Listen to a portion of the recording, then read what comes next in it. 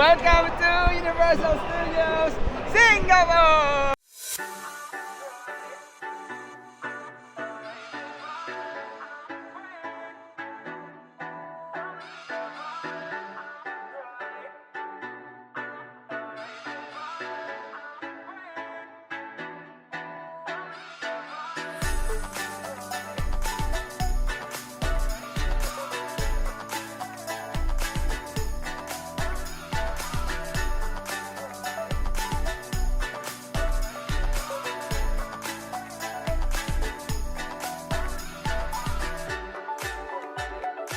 Morning everyone! Today is our day 2 here in Singapore. So, ito yung tsura ng aking tulugan dito sa Galaxy Pods. In fairness, masarap yung tulog ko dito. Maginhawa naman.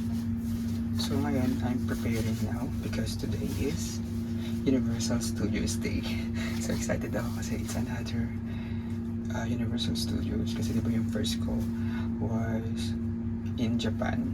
Ngayon dito sa Singapore. Sana konti lang yung tao sa Universal Studios. Although nakita ko dun sa ticket ko, non-peak yung kanyang status. So sana totoo. Tapos ano pa ba? Ano oras ba? It's 7:10 in the morning and 25 degrees Celsius sa labas. Pag check ko kanina, ano siya, madilim pa kahit na ganitong oras na. Immigration experience ko sa Philippines. Tagal lang doon sa immigration interview kasi ang daming hiningi sa akin, daming tinanong, unlike before na date lang kung kailan ako babalik. Yun yung tanong sa akin. Ngayon madami siyang tanong. Una, tinanong niya ako kung kailan ako babalik, sino kasama ko. Sabi ko solo traveler ako. Tinanong niya kung ako ba bumili ng ticket ko. Sabi ko yes, ako bumili ng ticket ko. Pati ako pupunta ng Singapore, sabi ko vacation. Saan ako mag-i-stay? Galaxy Pods. Hinanapan ako ng ID, pero hindi ko kasi dala yung company ID namin, ID ko. Buti lang may dala ako na COE, pero naka-screenshot lang. Lahat naman ng mga items or mga requirements ko naka-screenshot na lang. Tapos hinanapan din ako ng return ticket. Nung pinakita ko, hinanap niya naman yung late, yung pinaka-earliest na email ko doon nung nag-book ako ng ticket sa Scoot. Ang daming tanong, pero syempre, ang technique lang naman dun is just relax, chill lang kayo. Kung totoo naman kasi nagsasabi, o kung nagsasabi naman kasi kayo totoo at magta-travel lamang kayo. Sa mga first time mag-travel, prepare nyo rin yung documents nyo. Kahit screenshot na lang, huwag na kayo magpa-print kasi sayang naman yung papel. Hindi naman nila yung kinukuha. So meron din akong experience dun sa immigration sa Singapore. Diba ano nga siya, contact less na siya. Walang tao, walang mag-interview sa inyo. Ano lang talaga siya. I-scan mo lang yung passport mo para makalabas ka. Pero bago yun nangyari, sa may escalator papunta ng immigration, ang tawag dun, QR code ng SG arrival card. Tapos binidyoan ko siya. Tapos biglang may lumapit sa akin officer, sabi niya, no video. Deleted. Bawal talaga. Bawal siya. Sorry po. So good morning again. So ito yung Galaxy Pods. In the morning. So good. So meron kaming tubigan, sapian, microwave, saka pakuluan. So ito ang itsura ng circular road pag umaga. Pero kagabi sobrang daming tao dyan. Ngayon ang tahimik, diba? Kabaligtaran ng kagabi. Ayan. Ang ganda talaga ng lugar na to. Alam nyo kung magbubook kayo, dito na kayo. Kasi sobrang lapit lang niya sa mga attraction like Merlion, Marina Bay Sands, tapos Port Canin, mga ganun. Nilalakad ko nga lang papunta sa inyo, no? Meron pa dun yung Clarke Quay, ganun, basta. Dami uwak. Tapos ito rin, mga dinadaanan rin. Marami rin kainan dito, mga Indian food karamihan. Ayan.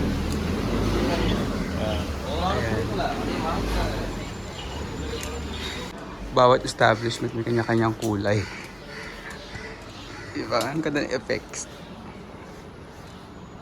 So, para makapunta tayo ng Universal Studios, sasakay tayo ng MRT na Clarke Quay papuntang Vivo City. Yung Vivo City kasi, yun naman ay parang sikat na mall din dito sa Singapore. Doon naman kasi sa Vivo City, sasakay naman tayo ng Sentosa Express. Diba? Para makapunta tayo ng Sentosa. Tapos isang stop lang papuntang Resorts World, which is nandoon yung Universal Studios, Singapore. Di ba napaka-convenient ng pagpunta sa bawat attraction dito kapag may train station or may train ang isang bansa. So ito yung area o papuntang Galaxy Pods. Ang ganda, di ba?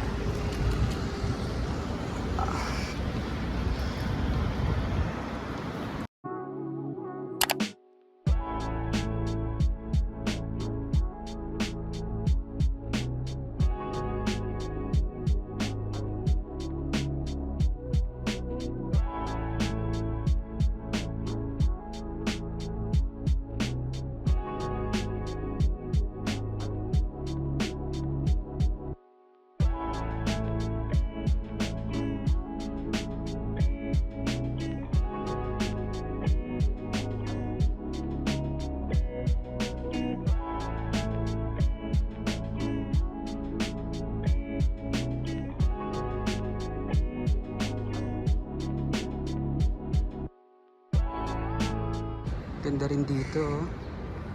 Ganda ng mga building. Let's go to 7-Eleven para baon natin sa Universal Studios. So we're here now at Clarke Station. So gamitin natin itong GoTime naman. Kahapon Gcash, diba? Ngayon GoTime. Hindi natin gumagana.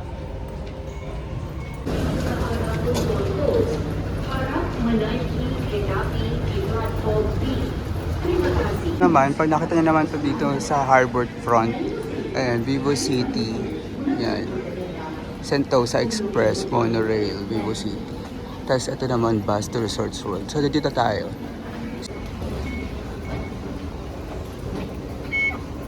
Ay, gumana din. Sasakay ng Sentosa Express, yung monorail nila.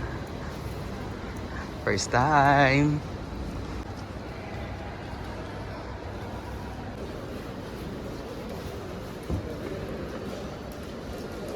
Ay, ayaw. Ano ba? Ay, thank you. Gumana ulit.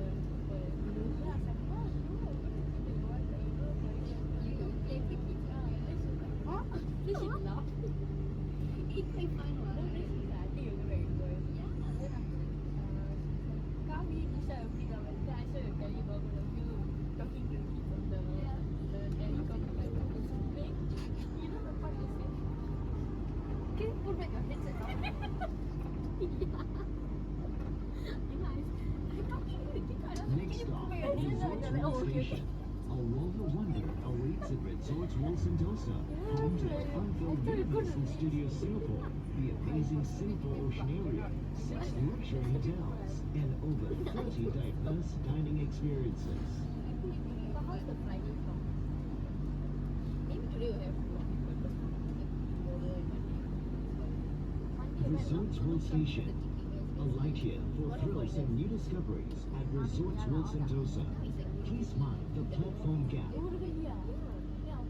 Resorts World So ito yung tinatawag na Sentosa Island.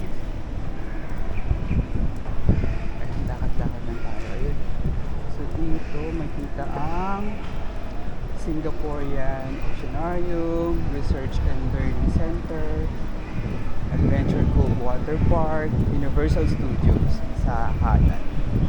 Tapos sa kaliwa may casino, tsaka Wii U, and what else. Ayun na, nakikita ko yung globe at walang masyadong tao. Universal Studio! Pero iba yung feeling pag nasa Japan, no? Pero syempre, Universal Studios pa rin ito. Universal Studios! Hintayin natin gumitna. Effort to effort. Ito na, malapit na.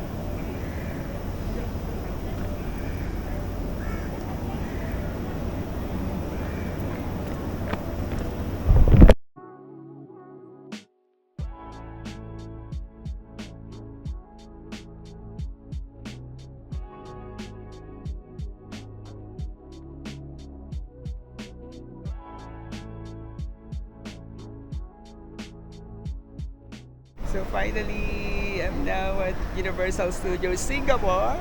My second Universal Studios. First was in Japan and then Singapore. Successful naman yung pagkuha natin ng picture. May solo picture na tayo.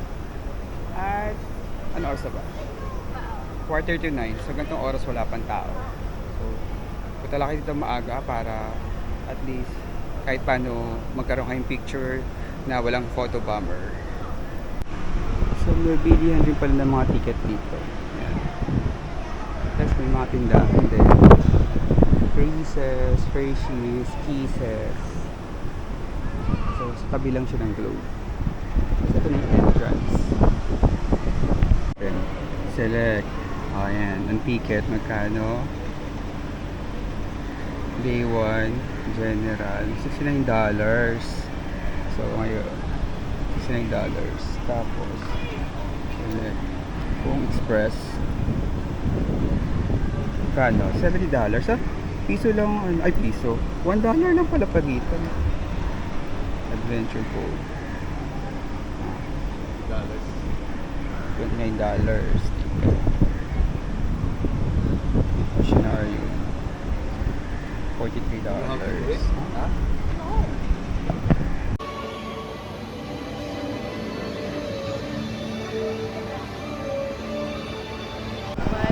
Time check, it's 9:30 in the morning. Papasukin na yata kami. Yan kami.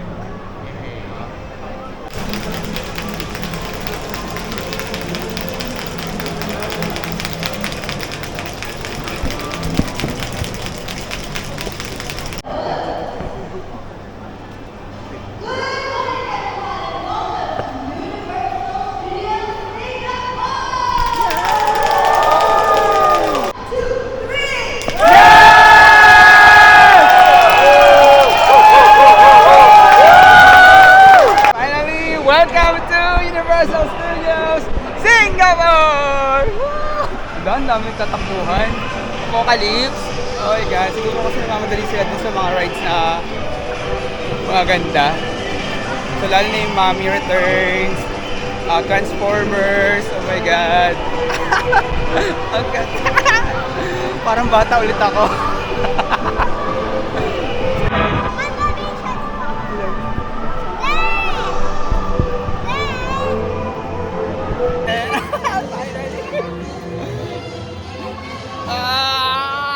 Very sumika.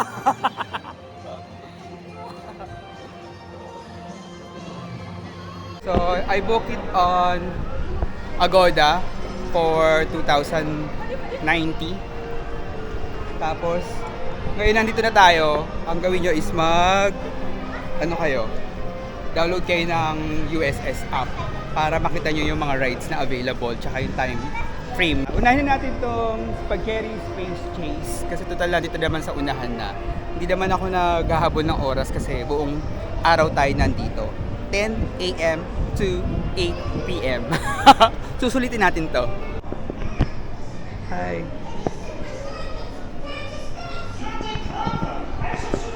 Oh, ito Oh, ito. Yes. Hello, Elmo. Hello.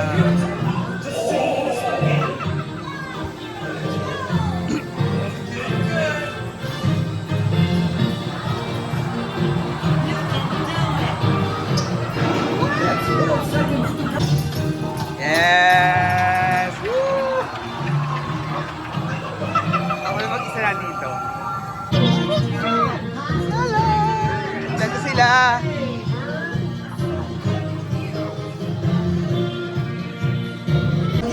So doon na, maikli lang, pambata, mag-enjoy yung mga bata. Kasi dahan-dahan lang naman yung rides. Hindi siya katulad ng mabilisan. Ay, first ride, done!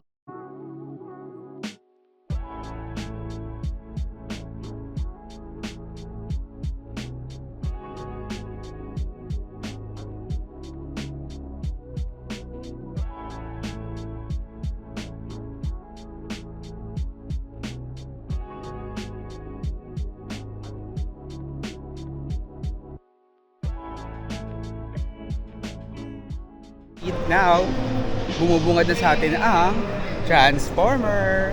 So isa rin yan sa mga anticipated na ride kasi very interactive. Interactive. Pasok pa tayo. Mukhang marami ng tao. 下防护盖，确保您的手脚远离衣杆的车门。 So, suotan natin ang ating 3D glass. Yay! So if anyone sees trouble. Uh-oh, that's trouble already. Watch out! Wow! Ayan na siya! He's after the Allspark! Ay! Ay!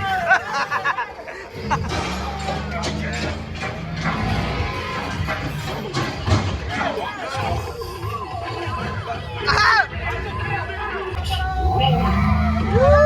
Ah! Ah! Oh my God, that's so intense. Ang ganda. One of the best rides. Ang ganda ng effects. Feeling laging, yung feeling na nandun ko sa scene, nakikipaglaban. Hi. Go ahead. Hello, Bumblebee. Make my day. Bumblebee. Wala ang haba ng pila eh. Sa iba na tayong rides. Ito gusto ko rin itong masakyan, kaya nakakatakot. Oh my God, ang ganda. May white and red na riles. So iba-iba sigurong ride to. Magkaibang ride, I mean. So ito na yung Cyclone. I guess ito yung white ride. Ito siya, yan. Yung human na ride. Tapos yung kulay red naman yung riles niya.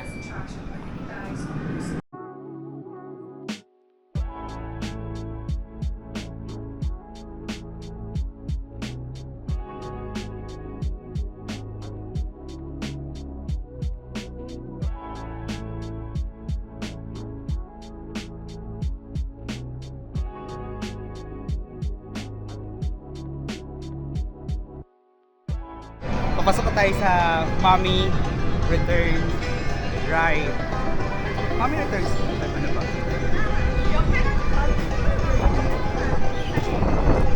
Ang alam ko, pag sumakay ka dito sa Mommy Returns Ride, kailangan mong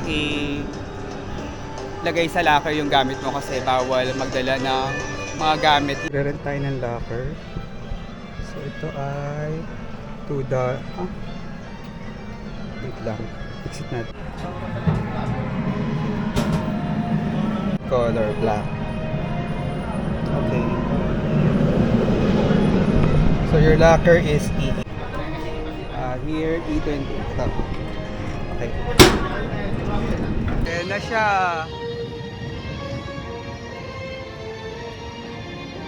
So, may benefit pa lang pagiging single kasi nauuna ka sa line.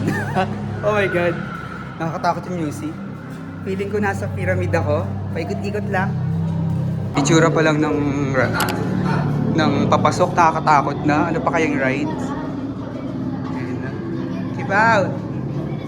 Wala. O ikaw mag-isa dito, nakakatakot. Medyo kinakabahan ako. Kasi napapanood sa TikTok, ano siya eh. Yung kala nila simpleng ride lang, pero hindi pala. So, yun.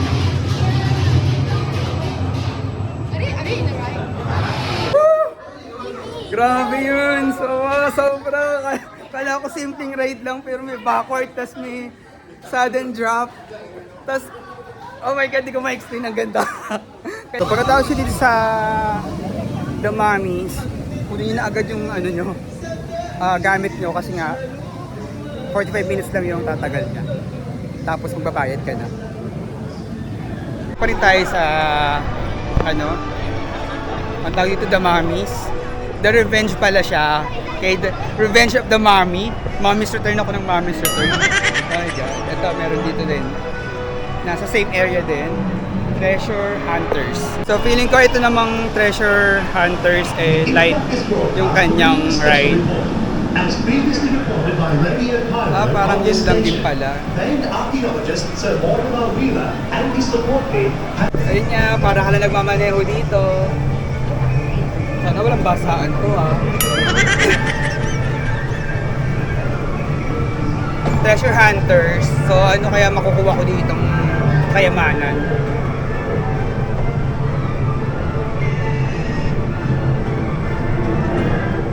So nakita nyo na alam. Ayan, nakita nyo yan. Ayan, ganyan lang siya. May ahas. Cobra. Takay mo ng cobra. Cheetah. Okay, cheetah. Ang ganda dito,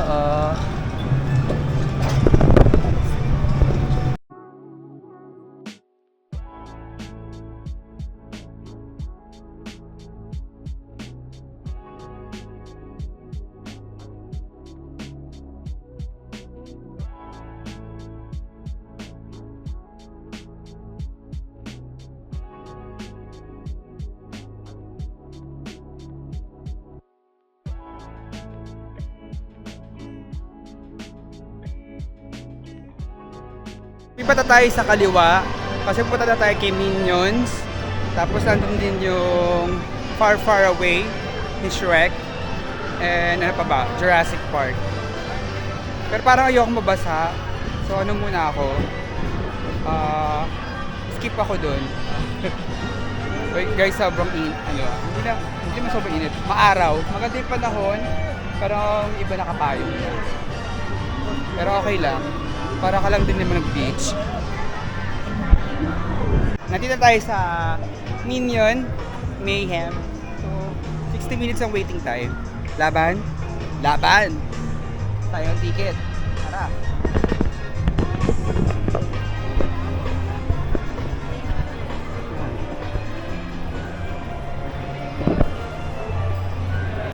Okay talaga ng bahay nila Minion. Banana, banana. From, wow, that might be impressive. Question. And thank you. Anywho, one moment. Mm-hmm.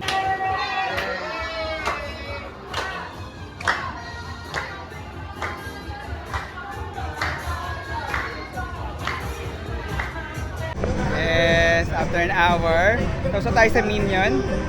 So punta na tayo sa Far Far Away ni Shrek and Fiona.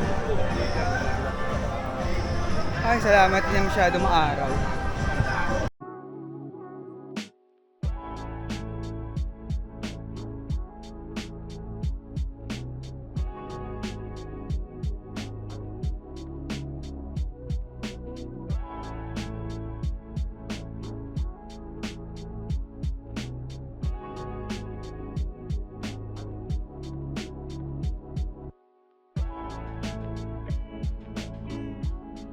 The Far Far Away Castle.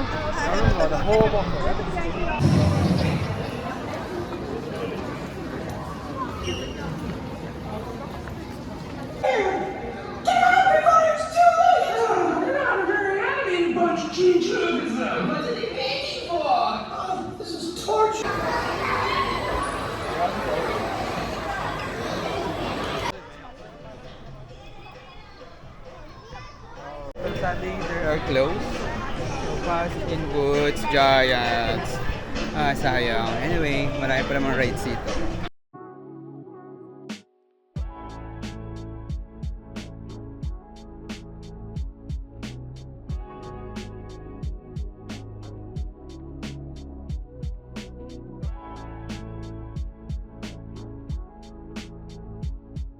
Favorite part? Yeah, T-Rex. Do you know something cool about Blue? Is that she Hi, can run Blue. faster than the T-Rex. Hi, Blue! Yeah, she can run 60 kilometers an hour. T-Rex only can run 40. So we're going to Jurassic Park. Parang maganda sakit to. Nakita yung sa ilig ko. Yan. Parang roller coaster siya. Canopy flyer. Kaso ang haba ng pila, oh.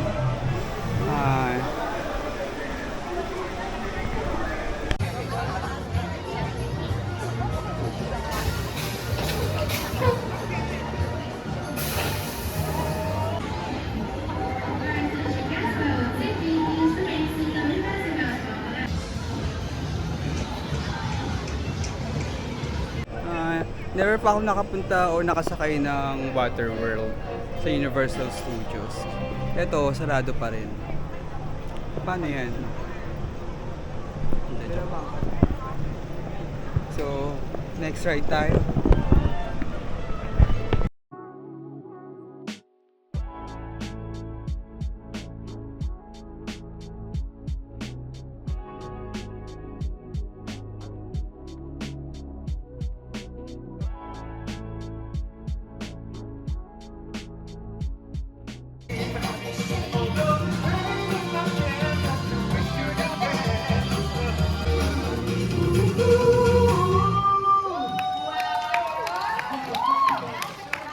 So we're now here at Lights, Camera, Action. So, napapanood ko to, parang nasa set ka ng movie, ng Hollywood movie. So, mandun yung mga effects, kung paano ginagawa ang isang movie. Buti na lang, 20 minutes lang ang waiting.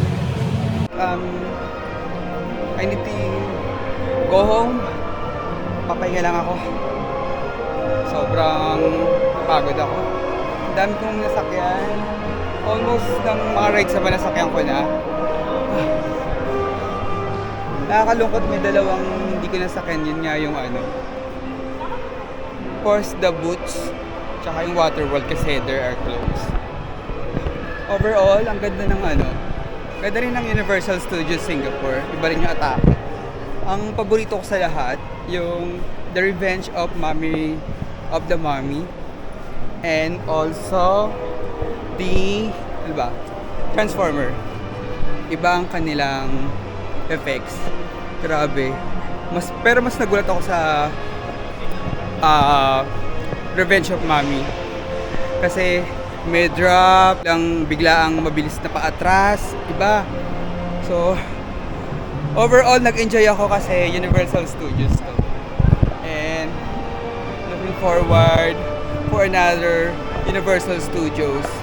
Sana sa Florida. Ano ba?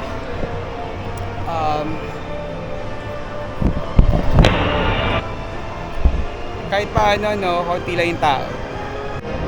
Ay, si Panda. Panda!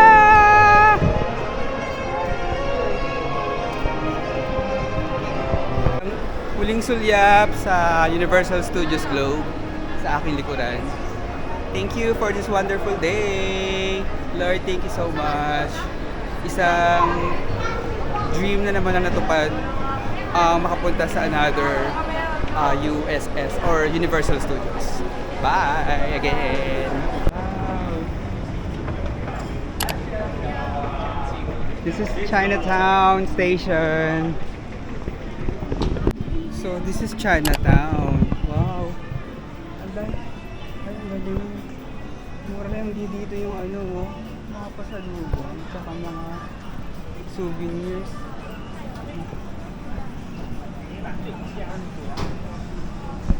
I love it.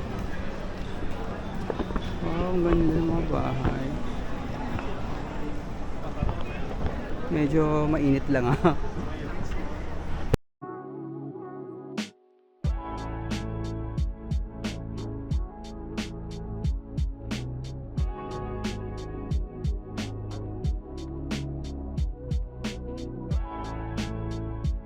So we're here at Maxwell Hawker Center.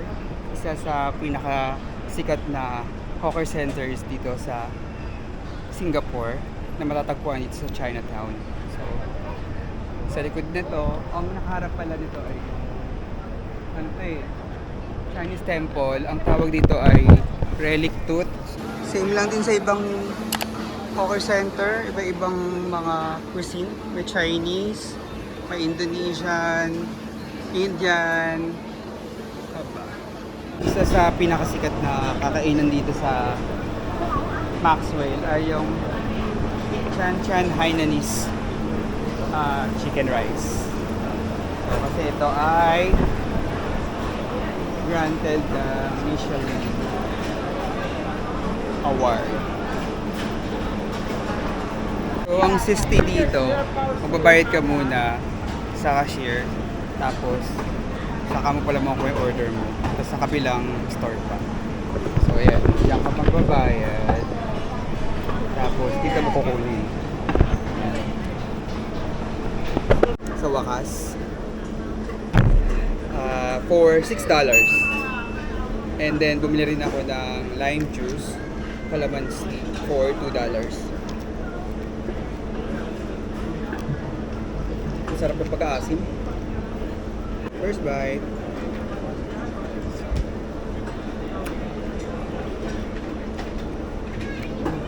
Sarap. Simple lang naman yung lasa. Instant na rice. Ang lasa ng rice. Ang lasa pa may chili.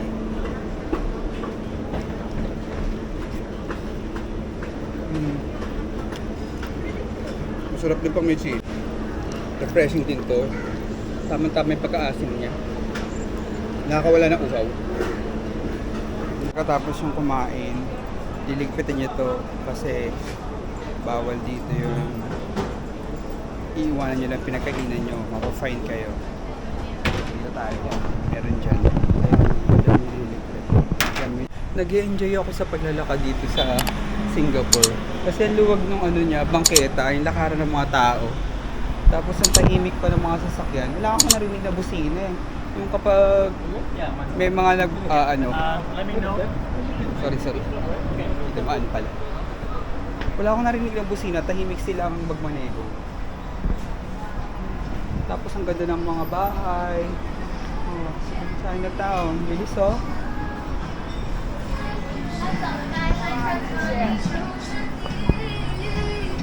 Oh, sarap maglakad.